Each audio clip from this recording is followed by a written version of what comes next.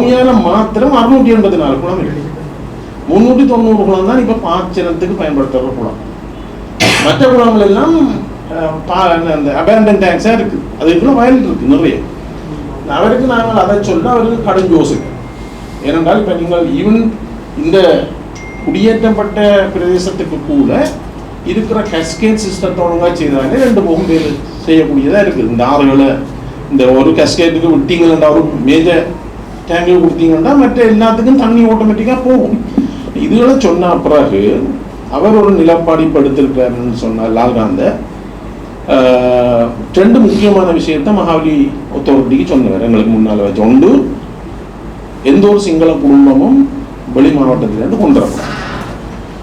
நீங்கள் இந்த 1700 குடும்பம் புதுசாக கொடுக்குற 1700 ஹெக்டேர் லேண்டுக்கும் நீங்கள் அதை தமிழர்களுக்கு முழுமையாக கொடுங்க அந்த ஒரு விஷயத்த சொன்னார். நீங்களே தமிழர்களுக்கு கொடுக்கலாம் தானே. வவுனியா மாவட்டம் முல்லைத்தீவு மாவட்டத்தில் இருக்கிற இன விகிதாசாரத்தின்படி நீங்கள் கொடுங்க. அதுக்கு நான் அமைச்சர் என்ற முறையில் அனுமதி தான். நீங்கள் இன விகிதாசாரத்தின் கொடுங்க ஒன்றை சொன்னார். இது எழுத்துல இல்லை, எல்லாம் வாய் பேச்சுதான் ஒன்றை சொன்னார். 2வது சொன்னார், எந்த காரணம் கொண்டும் நான் அமைச்சராக மட்டும் ஒரு சிங்கள குடும்பத்தை நீங்கள் இந்த இதுக்குள்ள கொண்டு வந்து குடியேற்ற வேண்டாம். அங்கே உள்ள சிங்களாக்கள் உபகுடும்பங்களுக்கு கொடுக்குறோன்றதை நாங்கள் எத்தனை அவைகளுக்கு, எத்தனை தமிழாக்களுக்கு, எத்தனை முஸ்லீம்களுக்கு கொடுக்குறோன்ற பற்றி கதைக்கலாம். ஆனால் வெளியிலேருந்து கொண்டு வரையலாம். மற்றது எங்கள்கிட்ட கேட்ட நீங்கள் ஒரு அறிக்கை அல்லது உங்களோட திட்டம், இது எப்படி நீங்கள் இந்த கிபிலோயா நீங்கள் தமிழாக்கள் அதை எதிர்க்கிறீங்கள், எனக்கு நியாயம் விளங்குதே எதிர்க்கிறீங்கன்னு, இதுக்கு மாற்றுது என்ன மாதிரி செய்யலாம். அவருக்கு நாங்கள் சொன்னாங்க, நீங்கள் மகாவலி எல்லை பற்றி கேட்குறீங்க. இதே தண்ணி தட்டுப்பாடு தான் மகாவலி எல்லுக்குடைய வெளியில் இருக்கிற வன்னி மக்களுக்கு இருக்கு. அது முல்லைத்தீவா இருக்கட்டும், மன்னா இருக்கட்டும், வவுனியாரா இருக்கட்டும், இந்த மகாவலிக்கு வெளியில இருக்கிற ஆட்களுக்கும் அதே பிரச்சனை இருக்கு. ஒரு போன் தான் நாங்களும் செய்யறோம். ஆனால் ஏன் நீங்கள் ஸ்பெஷலா 24,000 மில்லியன் காசை 6,000 ஃபார்மர்ஸுக்கு கொடுக்குறீங்கன்னா ஒரு ஃபார்மருக்கு 4 மில்லியன் ருபீஸ் கொடுக்குறீங்க. ஒரு ஃபார்மருக்கு 4 மில்லியன் கொடுக்குற அளவுக்கு இந்த நாடு எக்கனாமிக்கலி அப்படி ஒரு பெரிய நிறைய காசு வச்சிருக்கிற நாடா நீங்கள் இல்லைத்தானே? கடன் கொடுக்குறான்னு சொல்றீங்க. அப்படின்னு சொன்னால் எங்களுக்கு எத்தனையோ ப்ரையாரிட்டிஸ் இருக்கே. நீங்களே 4 மில்லியன் ரூபாவை ஒரு ஃபார்மருக்கு கொடுக்குறது நீங்கள் ஆயத்தமாகறீங்க. இந்த காசை நீங்கள் இதே 24 மில்லியனை நாங்கள் சொல்ற கேஸ்கேட் சிஸ்டத்துக்கு செலவழிச்சிங்கன்னா 40,000 விவசாயிகளுக்கு கொடுக்கலாம். 10 மடங்கு கூட்டம் கொடுக்கலாம். நீங்களே இதை போறீங்களான்னு சொன்னால் அவர் அதுக்கு சொன்னார், ரைட், நாங்கள் இந்த கிபிலோயா ப்ராஜெக்டை தற்காலிகமாக நிப்பாட்டுறோம். இல்லை, நீங்கள் உங்களோட பக்கத்து நியாயத்தை உங்களோட பக்கத்தில் இதுக்கு மாற்றோட என்னத்தை செய்யலாம்னு சொல்லி கொண்டு வாங்கோ என்று சொல்லி அன்றைக்கு அந்த கூட்டத்தை அதோட நிப்பாட்டப்பட்டது. இதுதான் அந்த கூட்டத்தில் நடந்த விஷயம். நாங்கள் எங்களோட பக்கத்தில் இப்போ வவுனியாவுக்கும் ஆரக்கிழமை வவுனியா முல்லைத்தீவு மன்னார் 3க்கும் சேர்த்து ஒரு விசேட டிசிசியை வன்னியில் வவுனியாவில் செய்வோம் என்று சொன்னார். இந்த 3 மாவட்டத்துக்கும் ஒரு 3 நாள் கூட்டம் கொண்டு செய்ய வேண்டும். அந்த கூட்டத்தில் நாங்கள் எங்கட பக்கத்தில் இப்படி நீர்ப்பாசனத்தை அபிவிருத்தி செய்கிறதுக்கு ஒரு திட்டம் முன்மொழிவை நாங்கள் டிஸ்கஸ் பண்ணுவோம். ஆனால் இதுக்கு எதிர்ப்பு தெரிவிக்கிற உங்களோட ஆட்களின் சம்மதம் இல்லாமல் நான் இந்த திட்டத்தை நான் இந்த அமைச்சராக இருக்க மட்டும் செய்ய விட மாட்டேன். இது நாங்கள் 2 பகுதியும் நெகோசியேட் பண்ணி ஒரு நிலைமைக்கு வந்தால்தான் இந்த திட்டத்தை செய்கிறதுக்கு நான் உங்களுக்கு உறுதிமொழி தரேன் என்று சொல்லியிருக்கிறார். ஆனால் இது மினிட்ஸில் இனி வரமென்று நினைக்கிறேன். மற்றபடி இப்போ பாய் பேச்சை நாங்கள் நம்பி இதை நாங்கள் விட்டுட்டு இருக்கலாம். இப்போ நாங்கள் என்ன செய்கிறோம்னு சொன்னால், இப்போ வவுனியா முல்லைத்தீவு இப்போ மன்னார் புறம்பாங்கால் இருந்தாலும் இப்போ இந்த அவசரமாக இந்த கிபிலோயா சம்பந்தமான திட்டத்துக்காக இப்போ ஒரு துணை சார்ந்தாக்கள் கொஞ்சம் பேரை உள்வாங்கி ஒரு சயின்டிஃபிக்காக டெக்னிக்கலாக இது எப்படி என்னென்ன குளங்கள் எடுக்கலாம், எந்த குளங்களை விடலாம் என்ற ஒரு திட்டம் உண்டோ இப்போ டிஸ்கஸ் பண்ணி லேண்டோடு சம்மந்தப்பட்டார்கள் இந்த இரிகேஷன் என்ஜினியர்ஸ் கொஞ்சம் பேர் அப்படி ஒரு ஆலோசனை குழு மாதிரி போட்டு ஒரு வேலையோடு செய்து கொண்டு போகிறோம். இப்போ ஒரு எங்கட பக்கத்தால் கொடுக்கக்கூடிய ஒரு தரமான ஒரு ரிப்போர்ட்டை நாங்கள் ப்ரெசென்ட் பண்ணணுன்றதுக்கான ஒரு முயற்சி வந்து இப்போ செய்கிறோம். இதுலேயும் எல்லாரும் ஈடுபட தயாரும் இல்லைன்னு உங்களுக்கு தெரியும். எல்லாரும் அரசு உத்தியோகத்தினால் நேரடியாக இதில் தலையிட மாட்டுது. இருந்தாலும் நாங்கள் அப்படி ஒரு ஆலோசனைகளோட ஒரு வேலை வந்து நடக்குது. நாங்கள் வவுனியாவில் தான் இந்த கூட்டம் போடுறோம்னு சொல்கிறேன். அதில் வடக்கு மாகாண எம்பிஸ் எல்லாரையும் கூப்பிடுறோன்னு சொல்லப்படுறது. இதுதான் இந்த கடைசியான அதில்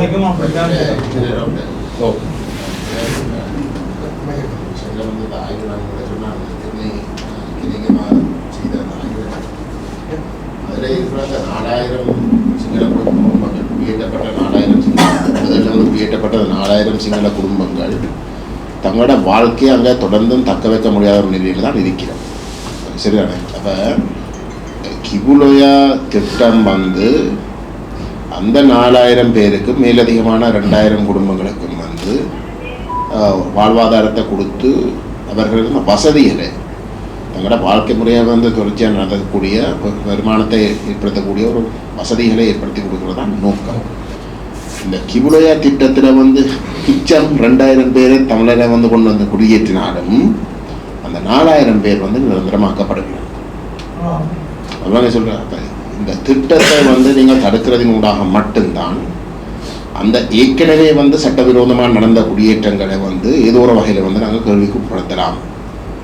இதில் நாங்கள் கவனமாக இருக்கோம். என்ன பொறுத்தவரையிலே இந்த திட்டம் அமல்படுத்தப்பட முடியாது, அதை நாங்கள் தடுத்தே ஆகணும்.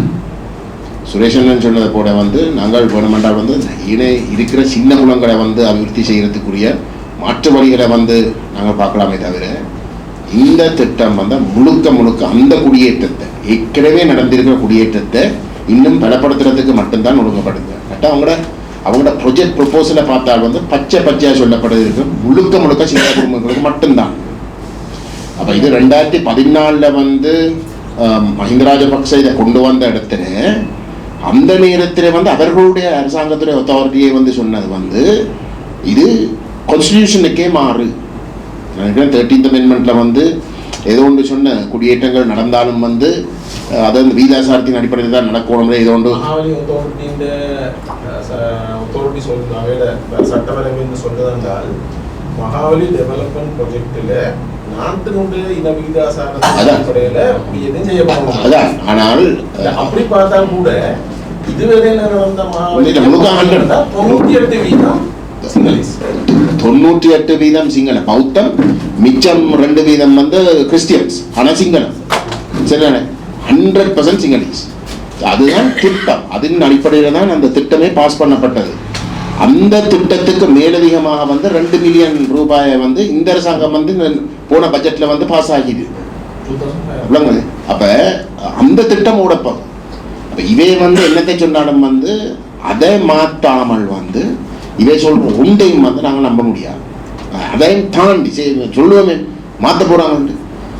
மிச்சம் 2000 பேரை வந்து ஏதோ ஒரு வகையில் வந்து என்ன வடகிழக்கில் இருக்கக்கூடிய சனத்தொகையும் இல்லாட்டி வடக்கில் இருக்கக்கூடிய சனத்தொகையும் பிரகாரம் வந்து கொஞ்சம் தமிழகங்களையும் வந்து ஆனால் அந்த 4000 பேருக்கு வந்து இப்போ இருக்க முடியாத ஒரு நிலைமை தான் அவை இருக்கிறோம். அப்போ அதை நாங்கள் விளங்கி கொண்டால் வந்து அந்த அந்த குடியேற்றங்களை வந்து நாங்கள் ஒரு கேள்விக்குட்படுத்துறதுக்குரிய ஒரு நிலைமையை நாங்கள் தக்க வைக்கலாம்.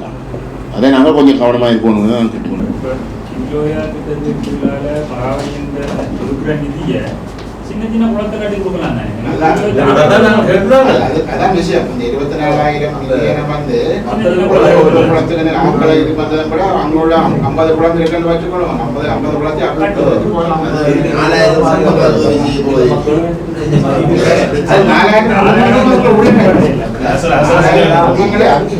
சின்ன குளம் இருக்கு. இந்தியாவுக்கு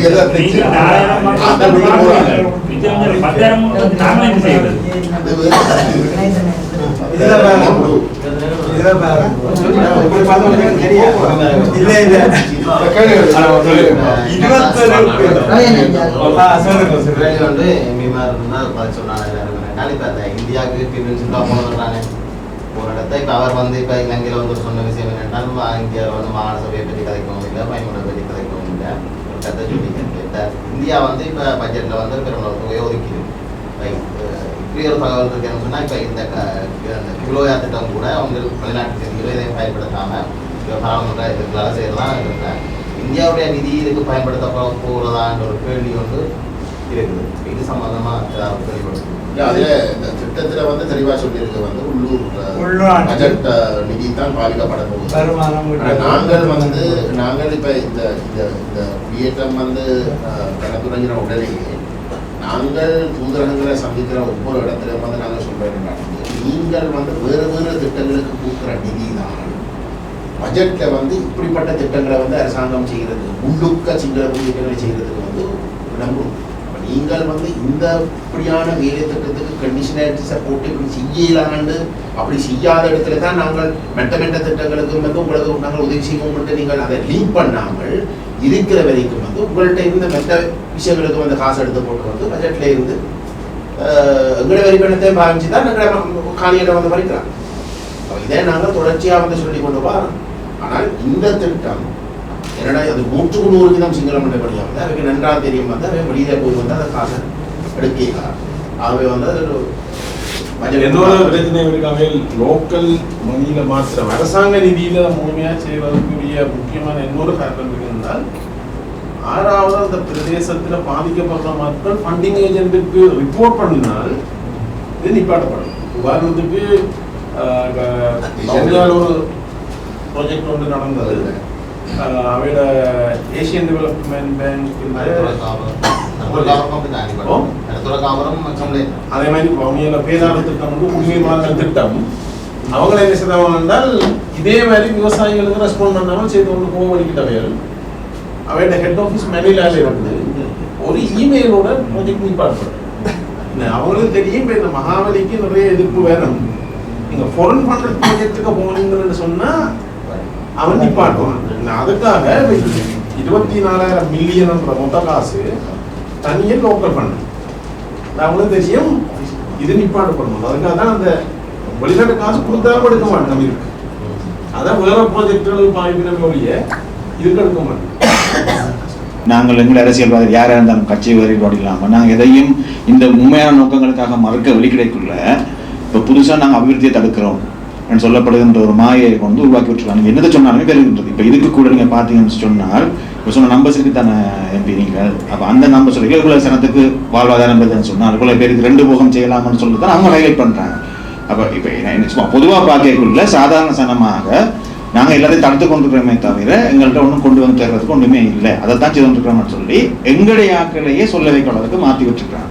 ஸோ அதனால நீங்கள் சொன்னது மாதிரி இப்போ அந்த டிஸ்கனெக்ட் மகாபலியிலேருந்து தண்ணி வருதுன்னு சொன்னால் அதை ஏன் மகாபலிக்குள்ளே கொண்டு வர வேணுமன்றதை தெளிவுபடுத்த அதே நேரத்துக்குள்ள வந்து இந்த இந்த நிறைய படிகள் இளம் பிள்ளைகளுக்கு வந்து இந்த நீங்கள் சொன்ன 62லேருந்து வர வரலாறு தெரியாது, இந்த குறுக்கால வெற்ற வரலாறு வடக்கு கிழக்கு வரலாறு ஒன்றுமே தெரியாது. அப்போ அவங்க மேலோட்டமாக தான் பார்த்து கொண்டு போகிறாங்க. அவங்க பார்த்து கொண்டு போய் இன்றைக்கு இந்த அபிவிருத்தி என்ற ஒரு வந்து ஒரு ஒரு ட்ரெண்ட் ஒரு கேட்சி வேர்டு என்ன அதை போட்டுக்கொண்டு போகிறதால வந்து அவங்க பார்க்குறாங்க மிடில் கிளாஸ் கோட்டாபய ராஜபக்ஷ வியத்மகா தான் இன்றைக்கு தேசிய மக்கள் சக்தியினுடைய வாக்காளராக மாறியிருக்காங்க. அப்போ அதே இது வந்து எங்களோட தமிழாக்கள் மத்தியிலையும் போயிருக்கு. ஸோ அதை நாங்கள் எவ்வாறு அட்ரஸ் பண்ண போகிறோம்ன்றதையும் வந்து நான் கிளியர் மெசேஜாக கொடுக்கலன்னு சொல்லி சொன்னால் நாங்கள் கியூலோ போடுறதுக்கு போனால் போட்டு வந்து நாங்கள் சமூக ஊடகங்களில் பார்க்கல என்னோட விளம்படிகள் சொல்லுவாங்க வந்து அபிவிருத்தியை தடுக்கிறோம், இண்டோ ஸ்டேடியத்தை தடுக்கிறோம், மண்டதீவு இன்டர்நேஷனல் ஸ்டேடியத்தை தடுக்கிறோம், எல்லாத்தையும் தடுக்கிறோம்னு சொல்றோமே தவிர அதைத்தான் ஹைலைட் பண்றாங்களே தவிர ஏன் தடுக்கிறோம்ன்றதை பின்னுக்கு போய் பார்க்குற அந்த புரிதல் இல்லை. அதை செய்யாமல் நாங்கள் தெளிவுபடுத்தாமல் அடுத்த ஸ்டெப்புக்கு போறன்றது வந்து எந்த அளவு ஆரோக்கியமா இருக்க முடியல. நீங்க சொல்ற அதே பயம் எனக்கு கிடக்குதுன்னு சொன்னால் இது இல்லை என்றால் அடுத்தது என்னது மற்றது வந்து பாராளுமன்ற கங்கல்மரம் சொன்னது மாதிரி அது ப்ரொஃபஸர் சொன்னது மாதிரி நாங்கள் எங்களுடைய புலம்பெயர் மக்களை வச்சுக்கொண்டு ஏதாவது செய்ய போறோம்னு சொல்லி சொன்னால் இப்போ நீங்கள் மிக நுணுக்கமாக இந்த தேசிய மக்கள் சக்தி அரசாங்கத்தினுடைய நடவடிக்கைகளை பார்த்து கொண்டு வந்தீங்கன்னு சொன்னால் புலம்பெயர் மக்கள் இருந்து வர்ற காசுகளை வைத்தியத்துறையில் சுகாதாரத்துறையில் இவ்வளவு மிக மட்டுப்படுத்தி கொண்டு வர்றாங்கன்னு தெரியும். முதல் வந்தவங்க கொடுத்த செயல்களை வந்து நேரடியாக நீங்கள் இந்த அபிவிருத்தியும் செய்ய முடியாது, அமைச்சுக்களால் கொடுக்கப்பட்டு தான் வைத்திய உபகரணங்கள் வழங்கலாம்ன்றதுல தான் ஆரம்பிச்சது இந்த ஆட்சிக்கு வந்த உடனே. அதாவது எனக்கு தெரியும் வந்து கூடுதலாக புலம்பெயர் மக்களிலிருந்து ஆதரவு வார்த்தை வந்து எங்களோட மக்களிடம் தான். அப்போ அவங்க வந்து மிக மிக திட்டமிட்ட முறையில் வந்து தாங்களும் செய்யாமல் விட்டு போட்டு அதை மாற்றீடாக நாங்கள் செய்து கொண்டு போகிற முறைகளையும் தடுக்கிற விதமாகத்தான் இயங்கி கொண்டு வராங்க பதவிக்கு வந்த நாளில் இருந்து. இப்போ நீங்கள் சொன்ன விஷயங்கள் ஆரோக்கியமானதாக இருந்தாலும் இந்த திட்டமிடப்பட்ட தடையை தாண்டி நாங்கள் என்ன விதமாக இதை கொண்டு போகிறாங்கன்றதையும் பார்க்கணும் தான் சொல்லுங்கள். பேராசிரியர் ரகுராம் அவர்கள் இருந்த 2வது அவர்கிட்ட கேட்கறதுக்கு இருந்தார். என்னோட அவரது திட்டம் வந்து அவர் அந்த இஸ்ரேலை பற்றி வந்து சொன்னார். இப்படி இஸ்ரேல் மக்கள் வந்து இஸ்ரேல் என்ற நாடு உருவாக்குறது முதலே வந்து கனவு கண்டு வந்து அந்த திட்டம் கணிசமாக வந்து வேலை செய்யுது. ஆனால் இப்போ எங்களுக்கு வந்து அவ்வகையில் வந்து இப்போ சுரேஷன் சொன்னது போல வந்து அங்கே இருக்கக்கூடிய மக்களை தொடர்ந்து அங்கே இருக்கிறதுக்கு வந்து தக்க வைக்கிறதுக்குள்ள வேலை திட்டம் கூட வந்து எங்களால் வந்து நடைமுறைப்படுத்த இயலாது. அதுதான் இங்கே இருக்கிற பிரச்சனை. அனைத்து விஷயங்களும் வந்து அவன் கையில் தான் இருக்கு. ஒரு திட்டத்தையும் வந்து நாங்களாகவே விரும்பி வந்து செய்யல, பிரைவேட்டா செய்தாலே ஒழிய அரசு தரப்பினுடைய அனுமதி பெற வேண்டிய இடத்துல வந்து அவன் தான் கொடுக்குறான். லோக்கல் கவர்மெண்ட் பாடிஸை வச்சுக்கொண்டு எங்கட கண்ட்ரோல்ல இருக்கிற இடத்துல வந்து நாங்கள் எதையும் சாதிக்கலாம். எல்லாமே வந்து மத்திய அரசு தான் நான் கையாளுது. அவ்வளவு சொல்றேன், மாகாண சபை கூட வந்து மத்திய அரசு தான் கையாளுது. நீங்க சொல்றீங்க லோக்கல் அத்தாரிட்டிஸ் கூட அந்த இண்டிபெண்டன்ஸ் இப்ப பிரஜாசக்தியை கொண்டு வந்து அதே முறைச்சாச்சு. இல்ல அது சரி, ஆனா சட்டத்துல வந்து லோக்கல் பாடிஸ்க்கு தான் இருக்கு. சரி, அதுக்காகத்தான் நிறைய லோக்கல் பாடிஸுக்குள்ள டிசிசியும் வந்து பிராந்திய டிசிசிக்குள்ள வந்து அனுமதியை எடுக்க பாக்குறாங்க. கன்சென்ட் பிரஜாசக்தியில எடுக்கிற முடிவுல வந்து டிசிசியில வந்து போடுறாங்க. சரி, அப்ப நாங்கள் அதை மறுத்து கொண்டு வரோம் நினைக்கிறேன். யாழ்ப்பாணத்துல வந்து இருக்கிற எல்லா சபையிலும் வந்து ஒன்றில் தமிழரசு இல்லாட்டி நாங்கள் அந்த வகையில வந்து நாங்கள் அதை ரிஜெக்ட் பண்றோம் முடிவெடுத்து வந்து அது நடந்து கொண்டு இருக்கு. ஆனா நான் சொல்ல வரேன்னா அட்லீஸ்ட் லோக்கல் கவர்மெண்ட்ல வந்து ஒரு குறிப்பிட்ட அளவுக்கு வந்து அனுமதி கொடுக்க வேண்டிய ஒரு அதிகாரம் இருக்கு. மற்றது எல்லாம் வந்து மத்திய அரசு கையில் தான் இருக்கு. அப்ப நாங்கள் அந்த திட்டங்களை வந்து நாங்கள் வகுக்கிறதுன்றது மிகவும் கடினமான ஒரு விடயம் தான். ரியாலிட்டி. நாங்கள் இவேண்ட திட்டத்தை தடுக்கிறதுக்குரிய வேலையை தான் நாங்கள் ஷுவரா வந்து நாங்கள் செய்யலாம். அதை நாங்கள் முதல் செய்வோம். அது நடக்கிற இடத்துல வந்து அங்க இருக்கக்கூடிய மக்களுக்கு வந்து ஒரு நம்பிக்கை வரும். இப்ப இந்த ஐயா வந்து கஜனை பற்றி வந்து சொல்றாருன்னா வந்து ஏதோ ஒரு இடத்துல இருந்து வந்து தங்களோட பிரச்சனை வந்து வெளியில இருந்து வந்து கதைச்ச வந்து அவருக்கு அது ஒரு பயங்கர ஒரு தாக்கத்தை ஏற்படுத்தியிருக்கு. அப்ப நான் சொல்ல வரேன்னா அவங்களுக்கு நம்பிக்கை வர இடத்துல தாங்கள் தனிமைப்பட்ட போக இல்லை என்ற நம்பிக்கை வர இடத்துல வந்து அதையும் வந்து கொஞ்சம் நின்று பிடிக்க பார்க்கணும். இல்லாட்டி வந்து அவங்கள அடையலாம். நாங்கள் கேட்கலாம் மற்றது இப்போ நாங்கள் காய்ச்சி போட்டு இதுக்கு ஒரு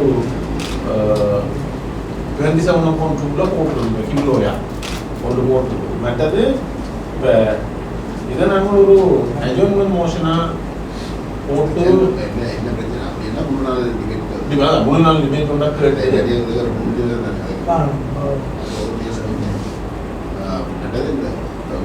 அறிவிக்கிறேன். படமான இங்கே வேலை வந்து சொல்லி கூட உங்களுக்கு வந்து அறிவிக்காமல் வந்து ராஜினாமா நீங்கள் வந்து எங்களுக்கு சொன்னாலே வந்து எங்களுக்கு தெரியும்.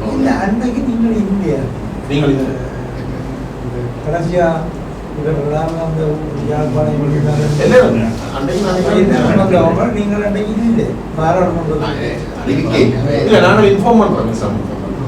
நீங்கள் செய்யறது இதெல்லாம் வந்து வெளில விசிபிலிட்டி இருக்குங்க.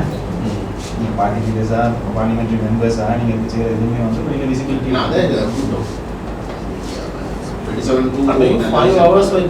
ஒன்றுமே தெரியாது. நீங்கள் காய்ச்சல் போன்ற எதுவுமே தெரியாது. அதே என்னன்னா பார்லிமெண்ட்ல கதைக்கிறது வரும். இது ஆலோசனை அமைச்சர் சார் ஆலோசனை கூட்டம் சொல்லுங்க.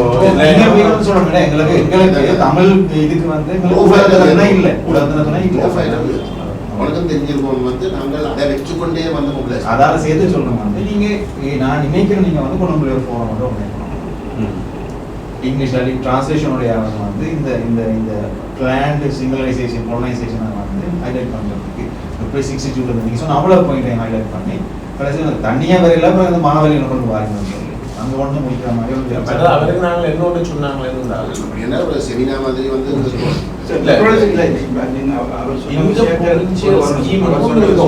அவர் சொன்ன விஷயத்துல வந்து ஒரு ஃபுல் ரிப்போர்ட் வந்து ப்ரிப்பேர் பண்ணிக்கணும்.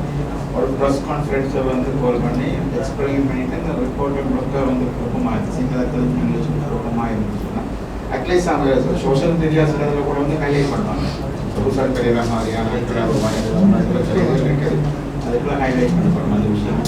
அதாவது நீங்கள் ஏற்கனவே ரிப்போர்ட் கொடுக்கத்தானே போறீங்கலாம் அந்த ரிப்போர்ட்டை வச்சுக்கொண்டு நாங்கள் ஒரு முழுமையான ப்ரெஸ் மீட்டுக்கு போய் அதில் நாங்கள் எல்லாரும் சைன் வச்சு கொடுக்குற மாதிரி தான் பிளான் எல்லாரும் அதில் எம்பிபி என்று இருக்கிறார்கள் சொன்னாங்க. நீங்களும் சைன் பை போகணும்னு சொல்லி அதில் ஏன்னா அவைக்கு தெரியுது நாங்கள் கலைக்கலாமக்கிறாங்க கிளம்பி சொல்றாங்க. சந்திரசேகரன் வந்து அன்னைக்கு வந்து நாங்கள் அந்த ப்ரொஜெக்டில் எதிராக அஞ்சு இடத்துல புஷ்பத்தில் வந்து டிபார்ட்மெண்ட் வந்து இஸ்ரேல் வந்து நாங்கள் வந்து இனவாதிகள் எல்லாரையும் தான் என்ன மட்டும்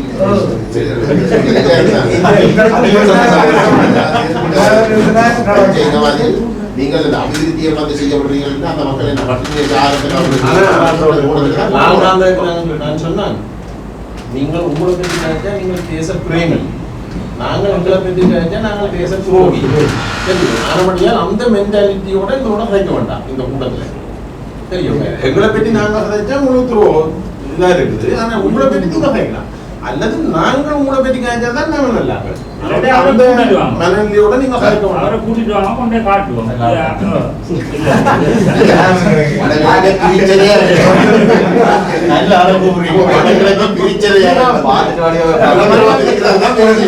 நாங்கள் 84ஆம் ஆண்டு வெளியேறி வெளி மாவட்டங்களில் வாழ்ந்து கொண்டிருக்கும் பொழுது 2012ஆம் ஆண்டு நூல்குடியேற்றம் செய்யப்பட்டது. எங்களுடைய முக்கியமான நாங்கள் செய்யப்பட்ட 5 குலக்காணிகள் முற்றுமுழுதாக எங்களுடைய இடம் முற்றுமுழுதாக பறிக்கப்பட்டு நாங்கள் நூல்குடியேற்றம் செய்யப்பட்டோம்.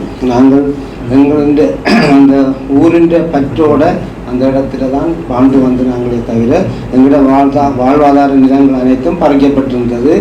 அந்த நேரத்தில் இந்த எங்களுடைய நிலங்களை பறிக்கிறதுக்காகத்தான் இந்த எல்வலயம் என்று உருவாக்கப்பட்டிருந்தது.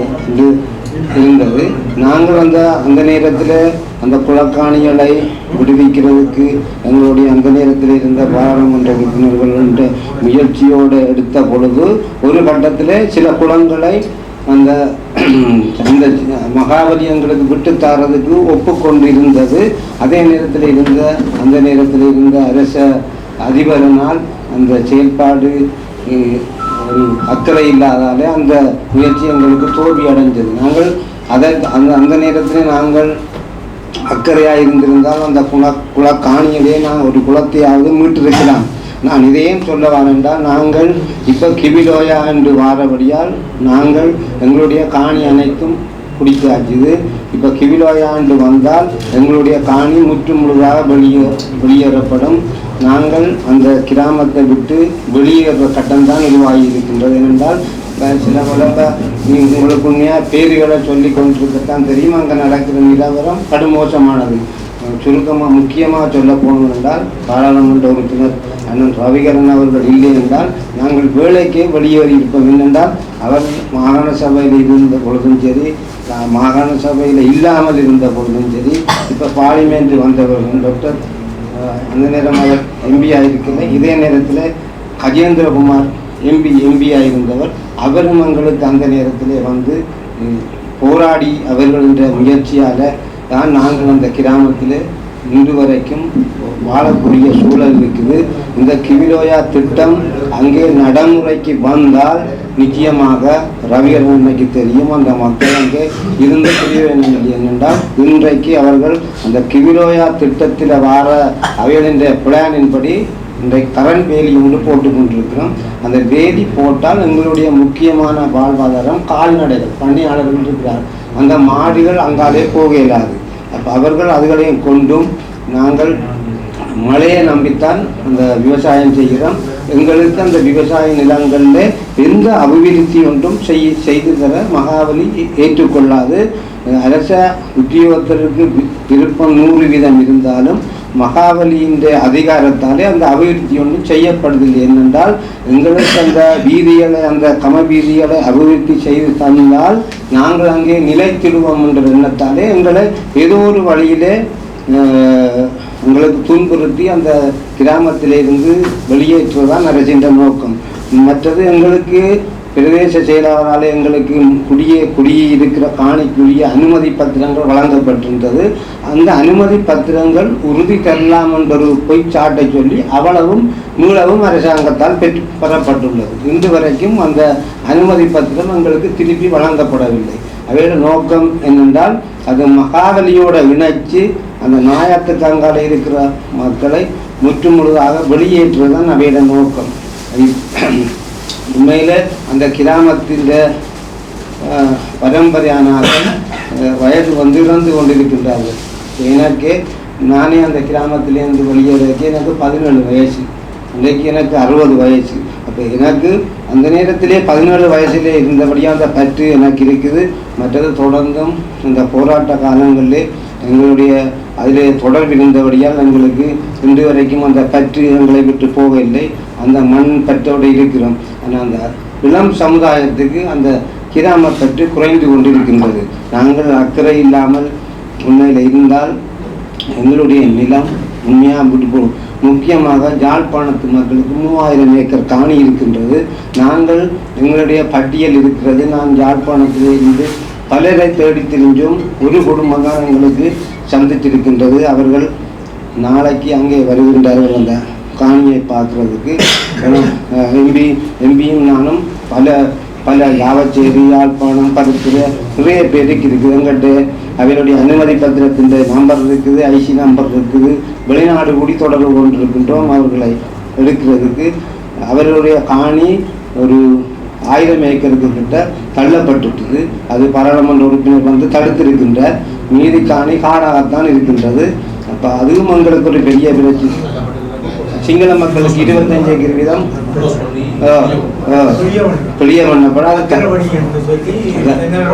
அப்போ எங்களுக்கு அந்த காணிக்குரிய உரிமையாளர்கள் இல்லாதபடியால் அதுவும் ஒரு பெரிய பிரச்சனை. அவங்கள் அந்த கிவிநோயாண்டு கொண்டு வர்றது அந்த பெரிய அங்கே மணலாத்துக்கு அந்த பகுதிக்கு கொண்டு வர காரணம் என்னென்றால் அந்த யாழ்ப்பாணத்தாக்கிட்ட காணின்றது வடிவாக தெரியும், அவர்கள் வரமாட்டார்கள் என்று தெரியும். அந்த காணிகளை முக்கியமாக பிடிக்கணும் என்றதான் எங்களுடைய அங்காளி இந்த நெடுங்கணியை விட அங்காளி பக்கத்தில் உள்ள பிரச்சனை. அது ஒரு பெரிய பிரச்சனையாக இருக்கின்றது. ஆகவே நான் கேட்டு என்ன பிரச்சனை என்றால் எங்களுடைய கிராமம் உண்மையாக விடுபடுமா இருந்தால் உங்களுக்கு எங்களை விட உங்களுக்கு எத்தனையோ விஷயங்கள் தெரியும். இருந்தாலும் நான் சொல்கிறேன், நாங்கள் பெரிய துன்பப்பட்டு தான் அந்த நிலத்தை விடக்கூடாது என்றதுக்காக போராடி கொண்டிருக்கின்றோம்.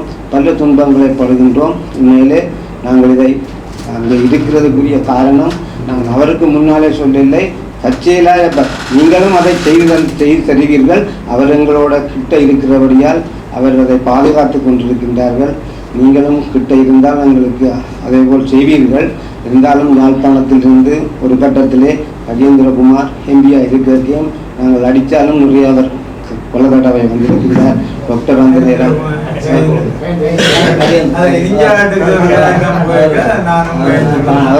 நாங்கள் அடித்தாலும் இங்கிருந்து வந்து பல இதுகளை செய்து தந்தவர். அவரை நான் ஒரு நாளும் மறக்கிறது இல்லையா. அப்படி நான் நன்றி கூறினேன். நீங்கள் என்னென்றால் நான் உங்களுடைய ஒரு வேண்டுகோள் விடுக்கின்றேன் என்றால் இப்படியான தலைவர்கள் இப்படியான ஆட்கள் அந்த பிரதேசத்திலே வந்து ஒரு நிகழ்வை செய்தால் நான் எல்லாரும் அதை கொஞ்சம் பயப்படுவார்கள். இப்படி ஒரு பிரச்சனையாக போய்கொண்டிருக்கின்ற நான் நினைக்கிறேன்.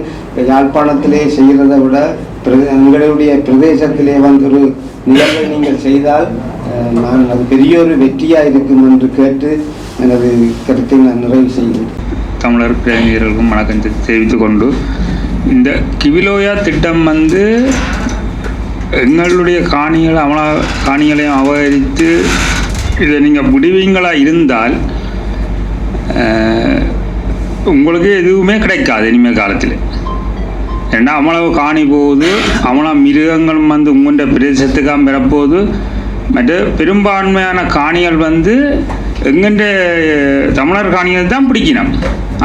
அமலா அந்த பெரிய குளத்தை கட்டினோம், அந்த குளத்துக்குள்ள ஒரு தமிழர் காணி இருக்காண்டா இல்லை. அப்போ இது என்னத்துக்காக கட்டினோம்னு எங்களுக்குன்னு தெரியாது. ஆனால் அரசியல்வாதிகள் தான் தெரியும். அவன் என்ன பாராளுமன்றத்துக்கு போகிறவ எங்களுக்கு இந்த கசட் பண்ணுறது விஷயமே எங்களுக்கு தெரியாது. எங்களுக்கு 2017 நாங்கள் துப்புரவாக்கி 2019 எங்களுக்கு வழக்கெழுதி போட்டு 2021 தான் கசட் பண்ணியிருக்கணும். அப்போ இது சம்மந்தமாக கேட்டால் எங்களுக்கு 2024 தான் வழக்கு முடிஞ்சிருக்கு. அப்போ அங்கே காணிக்கு போனால் அவை சொல்லியிருந்தோம்னு சொன்னால் இது மகாவலி ஆக்கியாச்சு.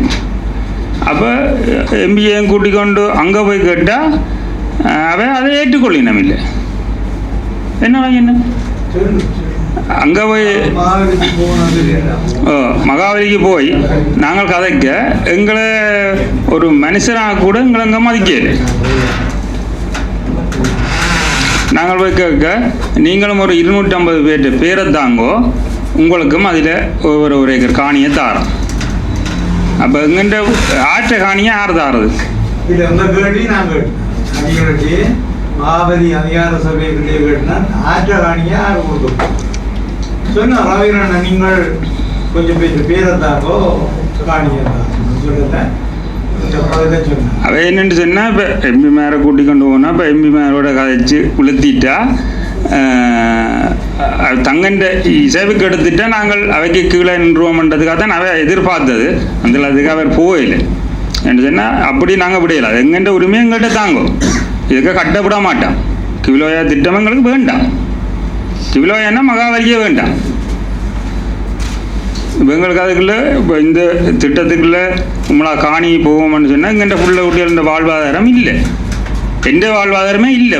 இப்போ சொல்ல போகிறேன், நான் விவசாயத்தை நம்பி இருக்கிறேன். நான் இப்போ எனக்கு காணி இல்லை, விவசாய காணி. நான் இப்போ குத்தகை கடத்தி செய்து கொண்டிருப்பேன். இந்த காலத்தோட புள்ளிகளுக்கும் காணி இல்லை. புள்ளிகள் இனி அடுத்த இடத்துக்கு எங்கே போக போகுதுகள்?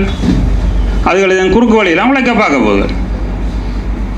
அப்படி போய்க்க தமிழ் சமுதாயமே சீரழிஞ்சு தான் போகுது. அப்போ இது எங்களுக்கு ஒரு கோரிக்கையாக கேட்டு தமிழ் பிரதிநிதிகள் எங்களுக்கு இந்த காணியை பெற்று தருமாறு கேட்டுக்கொள்வோம். இந்த எல்லை கிராமங்கள் பற்றி ஒரு மிக ஆழமான ஒரு அவதானிப்பும் கரிசனையும் போராட்ட காலத்தில் இருந்தது. எப்படி மணலாறு நாங்கள் இதய பூமி என்று சொல்லி அதை பாதுகாக்க வேண்டும் என்று இருந்ததோ, அதனூடாக ஒரு வடக்கு கிழக்கு எங்களோட தமிழர் தாயகம் எப்படி இணைக்கப்பட்டிருக்கணும் என்றதில் மிக ஒரு ஆழ்ந்த கரிசனையும் ஒரு அவதானிப்பும் இருந்தது. ஆனால் அதுக்கு பிறகு அதுக்கு சமாந்தரமாகவே அதை திட்டமிட்டு பிரிக்க வேண்டும் என்ற பெரிய முயற்சிகள் பெரிய ஒரு அரசு ஆதரவோடு மேற்கொள்ளப்பட்டு வந்தது. அது நீண்ட கால முயற்சிகள்.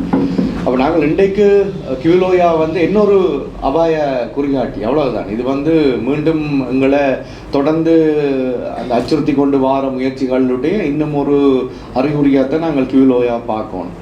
அப்போ இதுக்கு நாங்கள் இன்றைக்கு எடுத்துக்கொண்டு வர முயற்சிகள் மிக நல்லவை. இப்போ இன்றைக்கு நாங்கள் கட்சிகள் கடந்து அல்லது எங்களுக்கு இருக்கக்கூடிய வேறுபாடுகள் எல்லாம் கடந்து நாங்கள் இன்றைக்கு ஒரு இடத்துல இதை கதைச்சு இதை பற்றி என்ன செய்யலாம் என்று பேசுகிறது நான் நினைக்கிறேன் ஒரு மிக முக்கியமான விஷயம். நான் அடிக்கடி சொல்கிறது உண்டு, உண்மையில் அந்த அரசியல் கட்சிகள் கடந்து எங்களுடைய நாங்கள் எந்த திசையில் பயணிக்கணும்ன்றதை தீர்மானிக்கக்கூடிய 2 சக்திகள் எங்களோட மண்ணில் இருக்குது. ஒன்று மாணவர்கள், மற்றது ஊடகவியலாளர்கள்.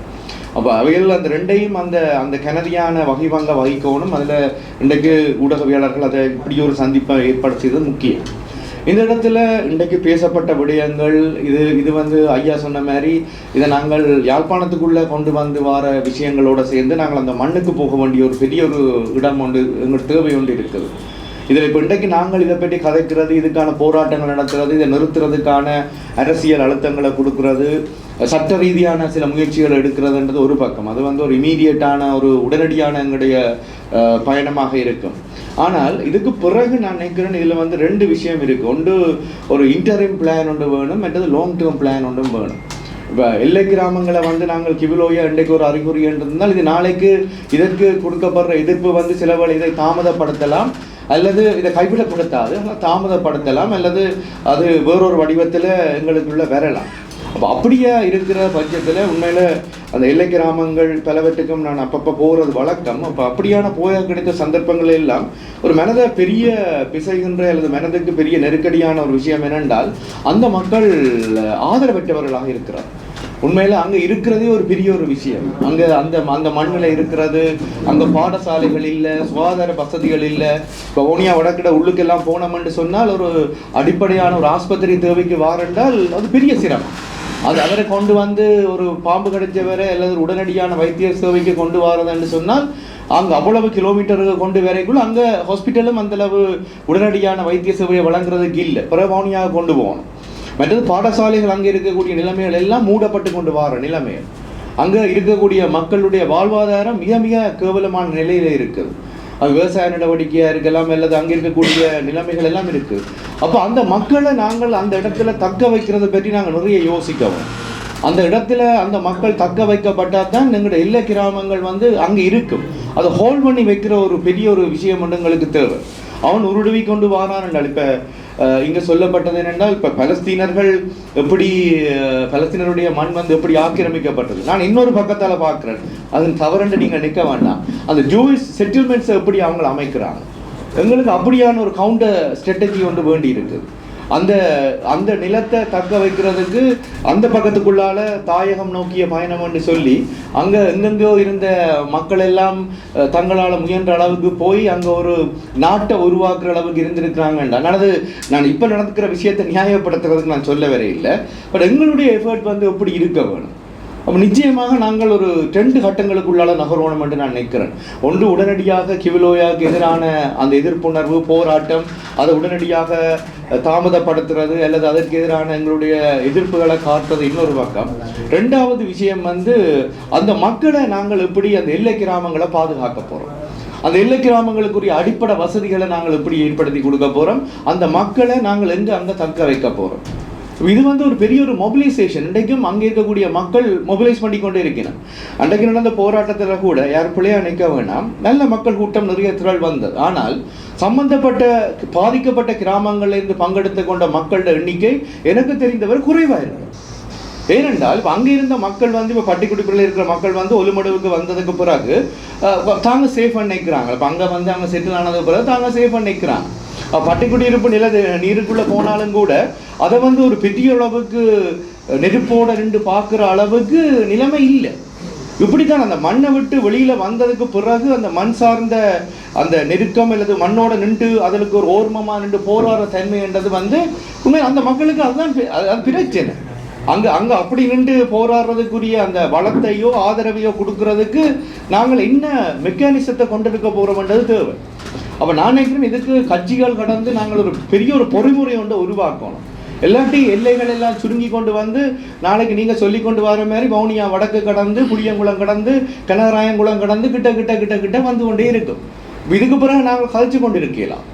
அப்போ நான் நினைக்கிறேன் இது ஒரு எங்களுடைய எல்லை கிராமங்கள் அந்த பகுதி முழுவதுமே நாங்கள் ஒரு என்ன பொறிமுறை கூடாக நாங்கள் இதை பாதுகாக்க போகிறோம்ன்றதை பற்றி செய்யணும். இப்போ எங்கள்கிட்ட அந்த மக்களை அங்கே தக்க வைக்கிறதுக்கு அவங்களுக்கு தேவையான அடிப்படை வசதிகளை கொடுக்கறதுக்கு முடியுமா இருந்தால் இந்த யாழ்ப்பாணத்தை மையப்படுத்தின குடியேற்றங்களில் இருந்து வெளியில் போகிறதுக்கு அல்லது வெண்ணியிலிருந்து நாங்கள் இன்னும் அந்த பகுதிகளை நோக்கி போகிறதுக்கு இன்னத்தை செய்யலாம் என்றதை பற்றி நாங்கள் யோசிக்கணும்.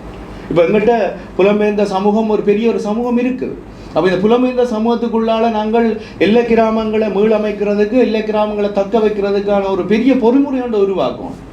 ஒரு பக்கம் நாங்கள் அரசியலை நாங்கள் போராட்டங்களுக்குள்ளால நாங்கள் முன்னெடுத்து கொண்டு போய்க்குள்ள நிலம்தான் எங்களோட அடையாளம், நிலம்தான் எங்களோட குறியீடு, நிலம்தான் எங்களை வழிபடுத்த போகுது.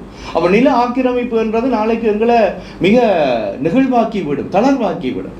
நிலம் இல்லாத மக்களாக நாங்கள் மாறிவிடுவோம்.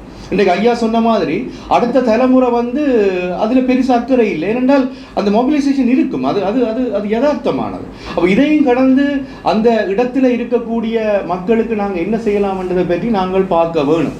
ஒரு பிரச்சனை வந்தால் தான் நாங்கள் அங்கே போய் நிற்க போகிறோம்ன்றது இல்லை. அதுக்கு மேலால் அந்த மக்களை தக்க வைக்கிறதுக்கான ஒரு பொறிமுறை ஒன்றை நான் நினைக்கிறேன் நாங்கள் உருவாக்க வேணும். அது கட்சிகள் கடந்ததாக ஒரு பெரிய ஒரு பொறிமுறை ஒன்றை நாங்கள் உருவாக்குறதை தவிர்த்து விட்டோம் என்றால் இது ஒரு மாடல் ஒன்றை கொண்டுடலாம். இப்போ நாங்கள் கிவிலோயாவோட வவுனியா வடக்குல நடக்க போகிற இந்த பெரிய ஆபத்துன்றது எங்களுக்கு இதொன்றை செய்து பார்க்கறதுக்கான ஒரு கவுண்டர் ஸ்ட்ராட்டஜி எங்கிட்ட வேணும். நாங்கள் கவுண்டர் நெரேட்டிவ்ஸை பற்றி கதைச்சு கொண்டிருக்கிறோம், அவன் கதைச்சு கொண்டிருக்கக்குள்ள அது அரசு. ஆனால் நாங்கள் அரசு இல்லாத மக்கள் என்று நாங்கள் சொல்லி கொண்டு இருக்கலாம்.